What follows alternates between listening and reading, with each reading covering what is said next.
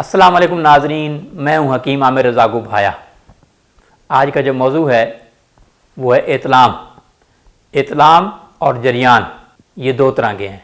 इतलाम वो जो आपको रात को होता है, जिसे नॉक्टर्नल एमिशन कहते हैं।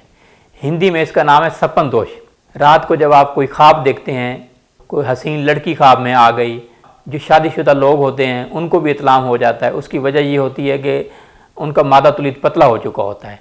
ये बाज़ लोगों के अंदर जो नौजवान हैं, जब कसरत इतलाम होता है, इसकी वजूहात ही बताता हूँ। पहले आपको डेफिनेशन बता दूँ कि इतलाम क्या है। रात को जब आप कोई हसीन लड़की देखते हैं, हसीन कोई अक्स देखते हैं, तो फिर आपको इतलाम हो जाता है, तो वो उसे कहते हैं इतलाम।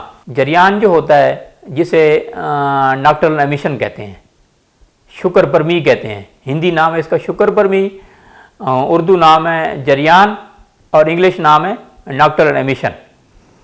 ये होता है जब आप पेशाब करते हैं, पेशाब से पहले या बाद आपको कतरे आते हैं या कॉन्स्टिपेशन होती है, तो कॉन्स्टिपेशन से भी आपको जरियान की शिकायत हो जाती है। तो जरियान और इतलाम, जरियान पेशाब के बाद या पहले, या कोई आप सेक्सी बात करें, किसी लड़की से फ़ोन पे बात करें, तो या कोई सीन आप देखें, तो उससे आपके कतरे जो निकलते हैं उसे भी जरियान कहते हैं। उसमें मज़ी और मद्दी भी होती है, लेकिन वो भी it's a kind of spermatorrhoea, वो भी एक धात की किस्म है। तो इतलाम क्यों होता है, इसकी आपको वजूहात बता दूं, फिर इसकी अलामात क्या हैं वो आपको बताता हूँ। इतलाम जो है, ये आजकल जो नाकिस ग़िज़ा चल रही है, इस वजह से भी इतलाम हो जाता है। रात को आपने 8 बजे खाना खाया और 9 बजे आप सो गए, तो आपके अंदर जब इम्यूनिटी पावर कम होगी तो आपको इतलाम हो जाएगा। मेरा ये मशवरा है नौजवानों को कि आप खाना खाने के 4 घंटे बाद सोएं। खाना खाने के फ़ौरन बाद भी इतलाम हो जाता है। रात को आप दूध पिएंगे, दूध से भी आपको इतलाम हो जाएगा। जिनके अंदर इम्यूनिटी पावर कम होगी तो वो ताकत बर्दाश्त नहीं कर सकते। रात को आप चिकन की कोई बनी हुई चीज़ खाएंगे, उससे भी आपको इतलाम हो जाएगा।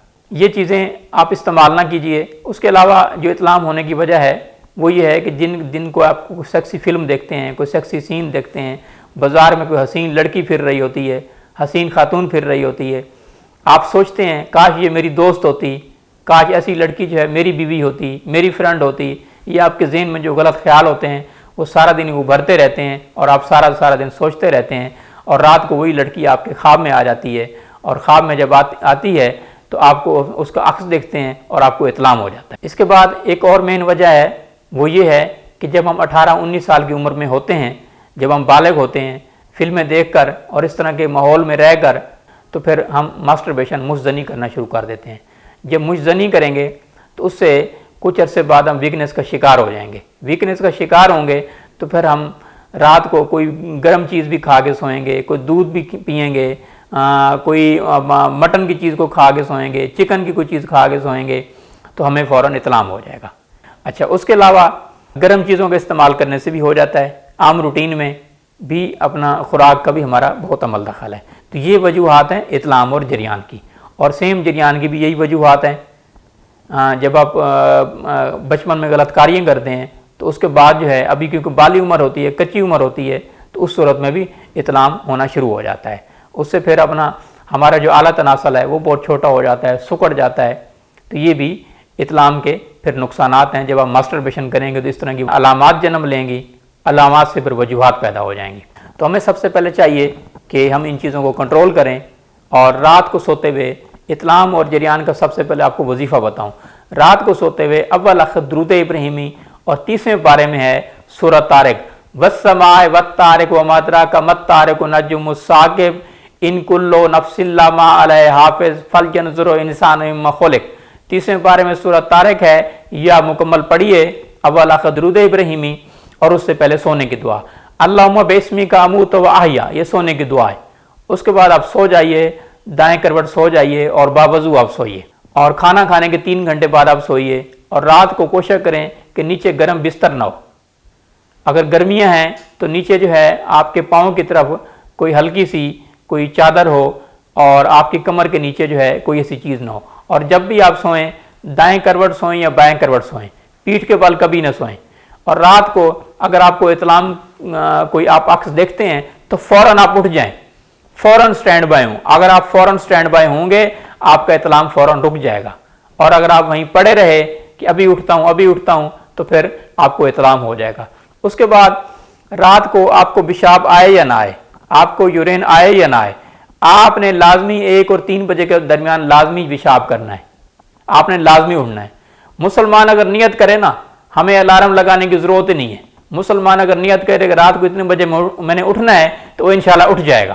تو آپ رات کو نیت کر کے سوئیں، یہ وظیفہ پڑھ کے سوئیں جو میں نے آپ کو بتایا ہے، اور رات کو آپ 1 اور 3 بجے کے درمیان لازمی اٹھیں، چھوٹا پیشاب کریں، ٹوائلٹ جائیں، تو انشاءاللہ آپ کا اطلام نہیں ہوگا۔ اچھا، رات کو پانی آپ نہ پئیں، پانی آپ نے پی کے نہیں سونا، تو اس سے آپ اطلام کے نقصانات سے آپ بچ جائیں گے جناب۔ اچھا، صبح جب آپ اٹھیں تو صبح اٹھنے کے فوراً بعد صبح کی دعا پڑھیں، الحمدللہ الذی احیانا بعد ما اماتنا و الیہ النشور، یہ اٹھنے کی دعا پڑھیں۔ دعا پڑھنے کے بعد آپ ہاتھ دھوئیں، ہاتھ دھونے کے بعد آپ جو کام بھی مرضی کریں، کیونکہ رات کو غلط جگہ پہ ہاتھ لگا ہوتا ہے، آپ کے ہاتھ ناپاک ہوتے ہیں، اور جس چیز کو بھی آپ ہاتھ لگائیں گے سپوز، کیونکہ آج کل فیشن بن چکا ہے، سب سے پہلے موبائل کو ہم نے دیکھنا ہے، سب سے پہلے میسیجز کو دیکھنا ہے، تو آپ سب سے پہلے جب اٹھیں، اٹھنے کی دعا پڑھیں، اس کے بعد آپ ہاتھ دھوئیں، پھر آپ جو کام مرضی کیجئے۔ تو اس کے نقصانات جو ہیں کیا ہیں؟ چچڑا پن ہو جاتا ہے، بھول جانے کی عادت ہوتی ہے، اور انسان جو ہے سیکس کرنے کے قابل نہیں رہ جاتا، انسان جوانی میں بڑھاپے کا شکار ہو جاتا ہے، چہرے پہ بے رونقی سی چھائی جاتی ہے، یادداشت بہت کمزور ہوتی ہے، اور بال گرنا شروع ہو جاتے ہیں، دماغی کمزوری ہوتی ہے، اور اس سے جو ہے اگر آپ اپنی بیوی کے پاس جائیں گے، کل کو آپ کی شادی ہوگی تو آپ شادی کے قابل بھی رہیں گے۔ جیسے ہی آپ جفی ڈالیں گے، جیسے ہی آپ اپنے بیگم سے کسنگ کریں گے، تو آپ انہیں جو ہے نا اپنا فوراً ڈسچارج ہو جانا ہے۔ اس طرح کے پیشنٹ بھی میرے پاس آئے ہیں۔ تو اگر آپ کی شادی ہو بھی جاتی ہے تو کل کو آپ جب اپنا سیکس پاور کرتے ہیں تو آپ کی بیوی جو ہے وہ آپ سے مطمئن نہیں ہوتی، تو یہ ایک طرح کی یہ دیمک لگ جاتی، اور سامنے اگر کوئی لڑائی ہو رہی ہو تو آپ کا دل کمزور ہو چکا ہوتا ہے، کیونکہ مادہ تولید کا ڈائریکٹ تعلق دماغ سے ہوتا ہے۔ جب آپ کو کثرت اطلام ہوگا، کثرت جریان ہوگا، تو مجھے آپ یہ بتائیں جب موٹر چل رہی ہو اور ٹوٹی آپ کی لیک ہو، ٹینکی آپ کی بھرے گی یا نہیں بھرے گی؟ آپ کی ٹینکی کبھی نہیں بھرے گی۔ سیم اسی طرح ہے، ابھی آپ جوانی کی عمر میں 18-20 سال کی عمر میں آپ نے جو کھایا ایک حصہ اور 6 حصے آپ ضائع کر بیٹھے، تو آپ کا ڈائریکٹ تعلق دماغ سے ہوگا، دماغ پہ اثر پڑے گا، دماغ کی کمزوری ہوگی، اور یہ علامات پیدا ہوں گی، اور کل کو آپ کی شادی کے قابل نہیں ہوں گے، آپ اس سے نفرت کریں گے، شادی سے، شادی کے نام سے بھی نفرت کریں گے۔ تو ایسے نوجوان جو ہے پھر بے راروی کا شکار ہوئے، کیوں ہوئے؟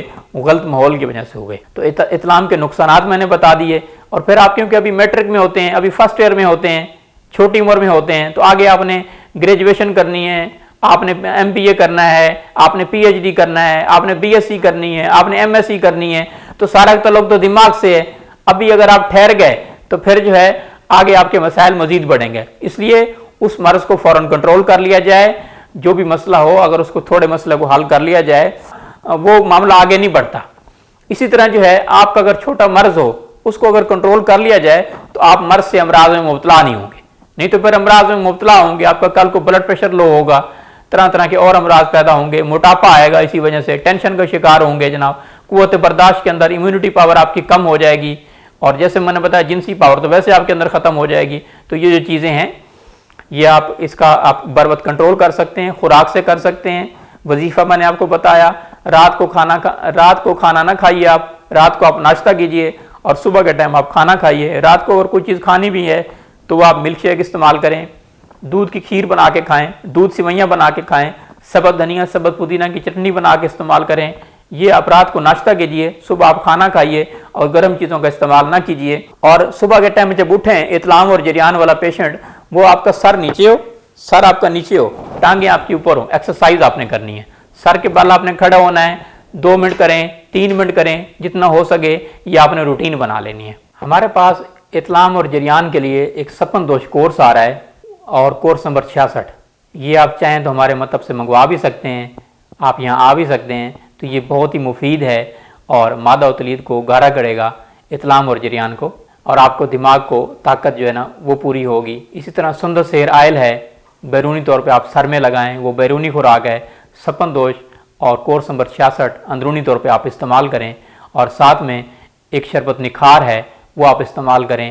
انشاءاللہ آپ کا 20 سال پرانا مرض کیوں نہیں ہے، انشاءاللہ مرض کنٹرول ہوگا، مرض بڑھے گا نہیں، اور مکمل آپ کو آرام آئے گا۔ اور اس کے ساتھ ہی آپ کے سپرم جو ہے جو اطلام اور جریان کی وجہ سے سپرم ختم ہو گئے ہیں، سپرم کم ہو گئے ہیں، اولیگوسپرمیا نیکروسپرمیا کی شکایت ہے تو وہ بھی انشاءاللہ آپ کی جو شکایت ہے، جو مرض ہے، جو سپرم کم ہے اور اولاد پیدا نہیں کر سکتے وہ سپرم، تو انشاءاللہ ہمارا چینل جو ہے عامر ابو کے نام سے ہے یوٹیوب پر، آپ چینل سبسکرائب کیجئے، فیس بک آئی ڈی ہے عامر رزاق ابو کے نام سے، وہ بھی آپ دیکھ سکتے ہیں۔ روزانہ کی بنا پہ میری بے شمار ویڈیوز یوٹیوب پر ڈالی جاتی ہیں، اور کوئی صاحب اگر یوٹیوب پہ نہیں ہوتے یا یوٹیوب کی سہولت ان کے پاس نہیں ہے تو ہم سے آپ ڈی وی ڈی بھی منگوا سکتے ہیں، ڈی وی ڈی ہم فری دیتے ہیں تاکہ بے شمار میرے ناظرین، میرے پیشنٹ جو گھر بیٹھے اپنا طبی علاج کر سکیں اور میرے پاس آنے کی ان کو ضرورت ہی محسوس نہ ہو۔ بہت شکریہ۔